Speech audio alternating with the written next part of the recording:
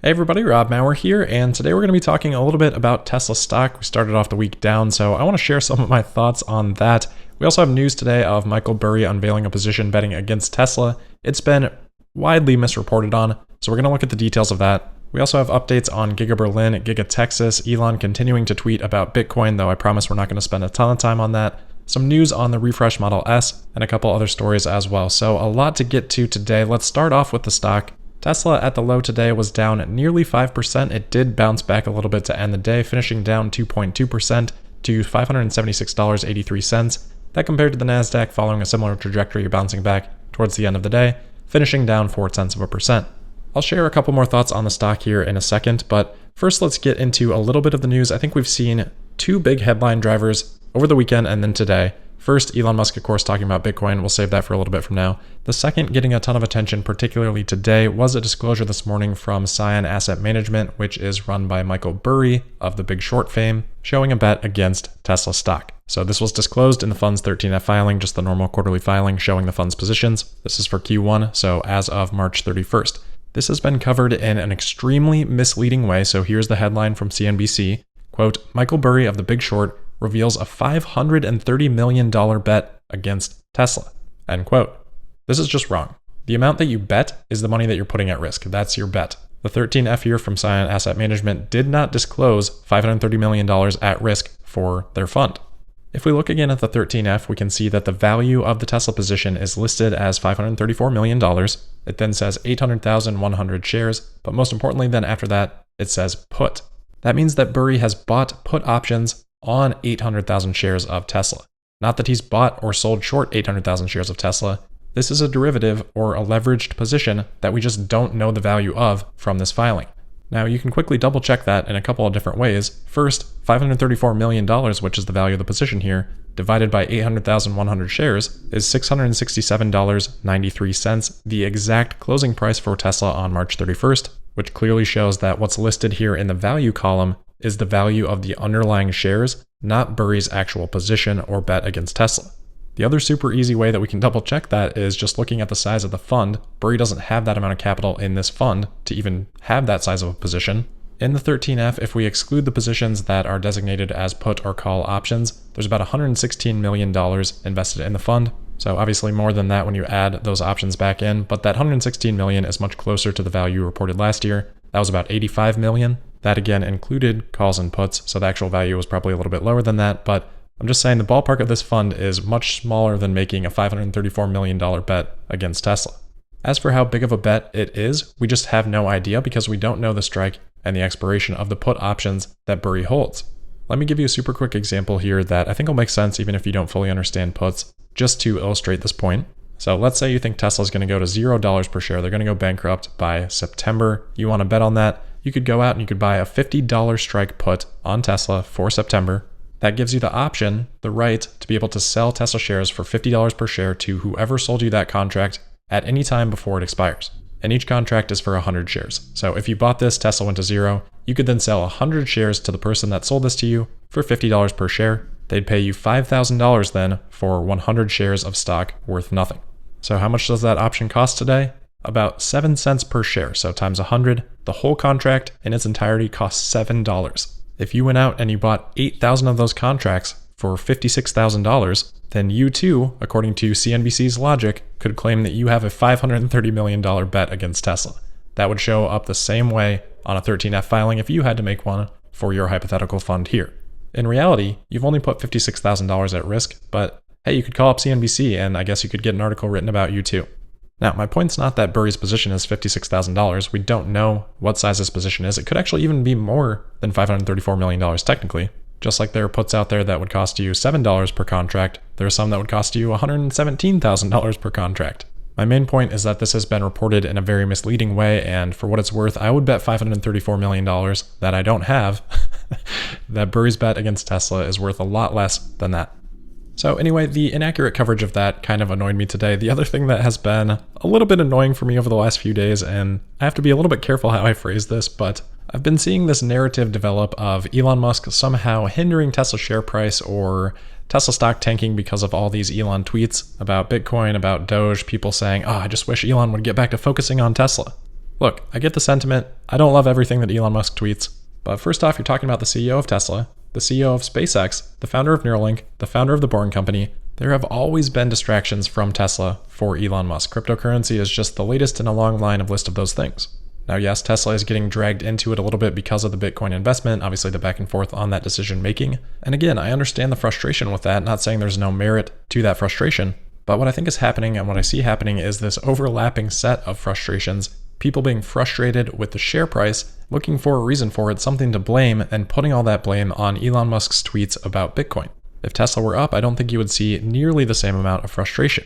I think it also is going in the opposite direction of people that are frustrated with Elon even tweeting about this, maybe because they have Bitcoin positions or otherwise, then pointing to the share price dropping as validation that Elon is wrong on this or he should stop tweeting about it, whatever the case may be. So many people over the last few weeks have said something to the effect of, I wish Tesla never would have gotten involved into Bitcoin. It's tanked the stock. It's down 40% since they decided to do this. And again, think whatever you want about the actual decision, but attributing Tesla stock performance to that is an extremely narrow point of view. Tesla, for the last few months, has been caught up in this wave with many, many other growth stocks of sector rotation, reopening plays, a shift away from growth, a shift away from technology into more value-oriented, low multiple stocks, things that have absolutely nothing to do with what Elon Musk is tweeting or what Tesla's doing with the Bitcoin on their balance sheet. Let's take a look at ARK's Innovation ETF, so a basket of a number of different high-growth stocks. At any given time, Tesla makes up right around 10% of this fund. So roughly, just in simple terms, about 90% of the movement of ARK's Innovation ETF is from companies that are not Tesla. So as you can see here, the highest price for ARK's Innovation ETF in the last year, all-time high as well, $159.70. Today it's $103.25, down 35.3%. Not all that coincidentally, Tesla set its all-time high a couple weeks before that, $900 per share. Yes, it did go a little bit higher in extended hours once, but $900 a share during normal trading. Tesla now at $576.83 is down 35.9%. So since the all-time highs, both within the last 3 to 4 months, ARK Innovation ETF, which is 90% not Tesla, down 35.3%. Tesla, down 35.9%.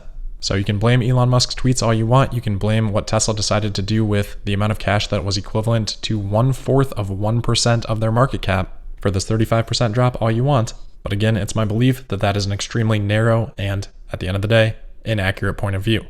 Now, I'm also not trying to say that it's been helpful for the stock, and if someone wants to make the case that it's been a little bit negative, certainly not going to argue that. I'm trying to argue against the over-attribution, the degree of which these things are having an impact. I think it's small, even in the short term, looking at just a couple weeks or a couple months. So I'd continue to emphasize a long-term view, continuing to zoom out. I alluded to this on Twitter today. Tesla 6 months ago was trading at $560. That was its all-time high at the time, and people were pumped about it. If the progression had just been a little bit slower, it still would have been fast and people would still be super excited with $560 today. Again, for context, zooming out, Tesla last year, this time, was $163 a share. Tesla's now worth 3.5 times that. That's phenomenal for 1 year. Yes, people that bought in for the first time in the last 6 months are down on their position, but that's a little bit arbitrary, right? Everybody 6 months before that is way up. Investing, truly investing, not just trading, is a long-term game. No one should get into that game thinking they're guaranteed positive returns in 6 months. I shared an example of my own on Twitter earlier today that I think illustrates this point well. Way back in 2014, I bought my third lot of Tesla shares, $230 per share, $46 adjusting for the split. In 2019, those shares hit a low of $35 per share. So I held for 5 years and they were down 24%. And that's not even from the high, that's just from when I bought them. Well, now those shares are up 1,120%. So sometimes it just takes a long time for the market to realize what's happening. Turns out the share price is actually a pretty terrible proxy for what's really happening within the business, progress that's being made. But there are certain periods of time when that progress becomes clear, the stock takes the next leg up, all that noise that seemed so important at the time fades away, and being invested over that period of time is more important than what specific price you happen to invest at. So there's my rant about the stock price. Those are my thoughts on investing in general. Obviously, not investment advice, make your own decisions, but hopefully sharing my thought process can help in some way. All right, let's get into some more of the news here. First, we have a pretty significant update on Tesla's casting process. So a gentleman by the name of Axel Turk shared this image on LinkedIn. I believe this is the first person to share this. It's an image of a couple of Tesla workers standing in front of a huge cast piece, which we can compare to the casting images that Tesla shared at Battery Day. And we can see it almost certainly is a Model Y front casting. So we know for the last 6-9 months or so, Tesla's been using a single rear piece casting for the Model Y. This would be the front casting now. So this will be a big step forward in terms of parts reduction for Tesla when they do start implementing front casting as well as rear casting, which is believed to be the plan for Giga Berlin and Giga Texas. Now there was some confusion in terms of reporting on this because the person that posted this did post in German, so people kind of assumed, okay, probably Giga Berlin. He did reply to one of the comments noting that this is from Giga Texas. Regardless of location, very exciting to see this and kind of cool to see people standing directly next to it. Gives you a good sense of scale for how large these castings really are. Maybe not fully appreciated when there is a full entire car wrapped around them. So exciting for Giga Texas. As for Giga Berlin, Elon was actually over there visiting the factory today. He gave a brief couple-minute interview here that was shared on Twitter by Tesla Adri. My biggest takeaway from that was on production timing. Elon saying, quote, "I think it should be hopefully end of this year. It's hard to predict with precision," end quote. Talking about how you can't really ship a car that's 99% ready. It's got to be 100%. It's got to have all the parts. Then he said, quote, "Currently, it looks like we'll be able to start production end of this year," end quote. So sure, Elon could be sandbagging that timeline, but he did say end of year twice and saying hopefully end of this year. And again, he was talking production, not deliveries. So I know we had heard from Brandenburg's Minister of Economics, Jörg Steinbach, that he was expecting production to start sometime late summer or early autumn. But at this point for Berlin, I do think it would be wise to expect later based on Elon's comments. Then hopefully, if it is a little bit later, maybe Tesla can compress the ramp up as that ends up being a little bit more important than the actual date of production start. All right, next up here, we're just going to spend a little bit of time. We'll go through this quickly. Elon's tweets from this weekend about Doge and Bitcoin. Remember, we had left it off with Elon tweeting on Thursday that he had been working with the Doge developers to improve the system transaction efficiency. On Saturday, somebody asked Elon the question that we've all been kind of pondering about. Why not make a crypto from scratch that does everything you want technically and has a lot of dev support and doesn't have high concentration of ownership, at least initially? Elon says, quote, "Only if Doge can't do it. Big pain in the neck to create another one," end quote. So it throws a little bit of cool water on that theory of Tesla developing their own cryptocurrency. Doesn't completely negate the possibility, but it doesn't sound like that's Tesla's plan currently. Elon had another tweet here about Doge, responding to, I think, around a 20 tweet thread here from Peter McCormick, Bitcoin Bull. Elon said, quote, "Obnoxious threads like this make me want to go all in on Doge," end quote. So again, we're not going to go super deep into this. We've talked about this quite a bit already. For what it's worth, I think Elon is being serious here. Whether it ends up going anywhere, we'll have to see, but Elon and therefore Tesla certainly seem to be exploring it with serious intent, in my opinion. Now, what I said about Elon's tweets about Bitcoin not necessarily impacting Tesla stock all that much, that does not apply to Bitcoin. Elon definitely causing some volatility there. So one of his tweets was in reply to a tweet saying, "Bitcoiners are going to slap themselves next quarter when they find out Tesla dumped the rest of their Bitcoin holdings. With the amount of hate Elon Musk is getting, I wouldn't blame him." Elon replied to that saying, quote, "Indeed," end quote. So that tweet again sent Bitcoin down, thinking that, okay, Tesla is now out of their position. Seems kind of clear there from Elon's tweet and the general direction of what his tweets have been. But Elon did clarify in a follow-up tweet, quote, "To clarify speculation, Tesla has not sold any Bitcoin," end quote.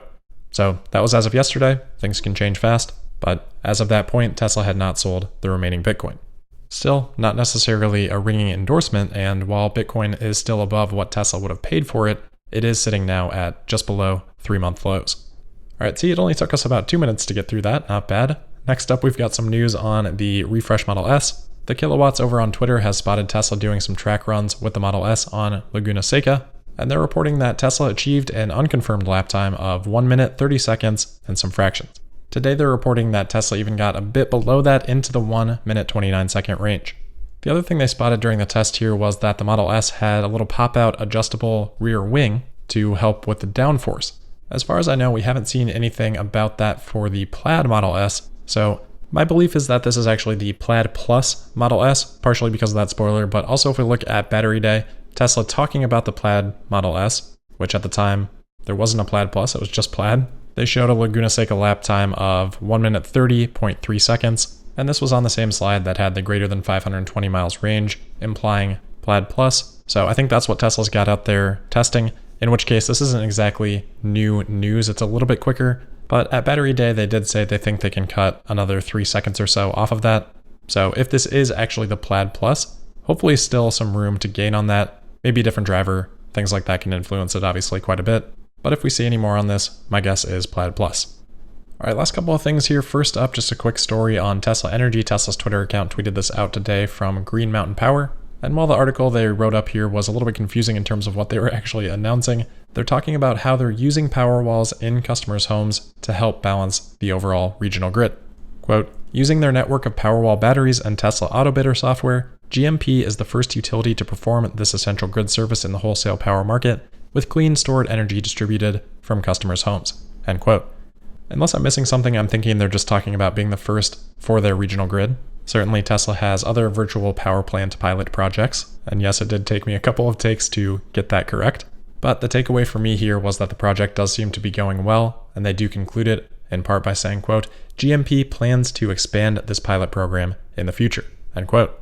So a little bit of good news there for Tesla Energy, always nice to see. And then our last story today is an update from our discussion on Friday about Tesla potentially working with a new battery supplier, EVE Energy Company or Eve Energy Company. This had been reported by Reuters last week. Well, they have now come out this weekend and denied those reports, calling them unfounded, and per Bloomberg, saying, quote, the company didn't have any business communications with Tesla over the batteries, it said in a statement posted on the Shenzhen Stock Exchange website on Sunday, end quote. So I guess we'll continue to watch for any more updates on that. Potentially those rumors may have just been put out to boost the stock or something like that. But sounds like as of now, no talks between the companies. So with that, we will wrap it up for today. As always, thank you for listening. I'm sure I'll get a fair amount of disagrees and probably dislikes from my takes earlier, so certainly would appreciate any likes to help balance that out. But as usual, make sure you're subscribed and signed up for notifications. You can also find me on Twitter at Tesla Podcast, and I'll see you tomorrow for the Tuesday, May 18th episode of Tesla Daily. Thank you.